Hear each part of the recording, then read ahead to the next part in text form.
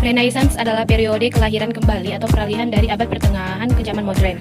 Dalam sejarah Eropa, periode ini berlangsung antara abad ke-14 hingga abad ke-17.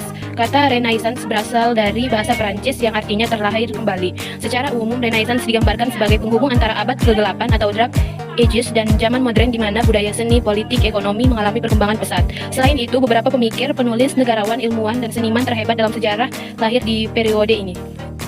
Sejarah awal Renaissance selama abad pertengahan, yaitu periode setelah jatuhnya Romawi kuno pada 476 Masehi hingga awal abad ke-14. Orang-orang Eropa mulai menunjukkan kemajuan dalam bidang ilmu pengetahuan dan seni. Era ini juga sering disebut sebagai abad ke-8 karena banyak terjadi perang, kelaparan, dan pandemi seperti Third Death. Selain itu, para sejawara menduga bahwa pada periode ini filsafat serta ilmu-ilmu bangsa Yunani dan Romawi kuno kurang diperhatikan. Memasuki abad 14, gerakan budaya yang dikenal sebagai humanisme melalui mendapatkan momentum di Italia. Humanisme pada masa Renaissance menonjolkan gagasan bahwa manusia sebagai individu bebas menentukan pilihan dan layak mendapatkan penghargaan atas capaiannya dalam pendidikan, seni klasik, sastra, atau ilmu pengetahuan. Pada 1450, penemuan masih dicetak oleh Johannes Gutenberg memungkinkan informasi lebih cepat menyebar di seluruh Eropa. Perkembangan Renaissance dimulai dari Florence, Italia, kota yang memiliki kekayaan budaya di mana para bangsawannya mau dan mampu mendukung seniman pula. Salah satu keluarga kaya di Florence yang dikenal sebagai pendukung gerakan Renaissance adalah keluarga Medici. Anggota keluarga Medici yang berkuasa di Florence selama lebih dari 60 tahun sangat mendukung keberadaan seniman dan tokoh intelektual. Bahkan para penulis besar Italia, seniman, hingga politis menyatakan bahwa Medici berperan penting dalam revolusi intelektual dan artistik selama periode Renaissance.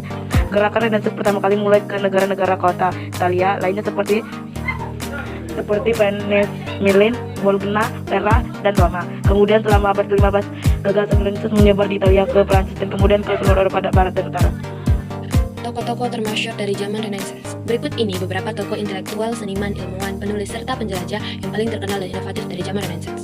1. Leonardo da Vinci 1452 sampai 1519, pelukis, arsitek, penemu berkebangsaan Italia yang dikenal atas karyanya The Mona Lisa dan The Last Supper. 2. Desiderius Erasmus 1466 sampai 1536, cendekiawan dari Belanda yang mendefinisikan gerakan humanis di Eropa Utara dan menerjemahkan perjanjian baru ke dalam bahasa Yunani. Yang ketiga, René Descartes 1596 sampai 1650, filsuf dan matematikawan Prancis yang dianggap sebagai bapak filsafat modern. Yang keempat ada Galileo 1564 sampai 1642, astronom, fisikiawan, dan insinyur Italia yang memiliki peran dasar dalam revolusi ilmiah. Perkembangan seni, arsitektur, dan ilmu pengetahuan pada zaman Renaissance. Seni, arsitektur, dan ilmu pengetahuan sama-sama berkembang pesat dan bahkan menyatu dengan sempurnanya.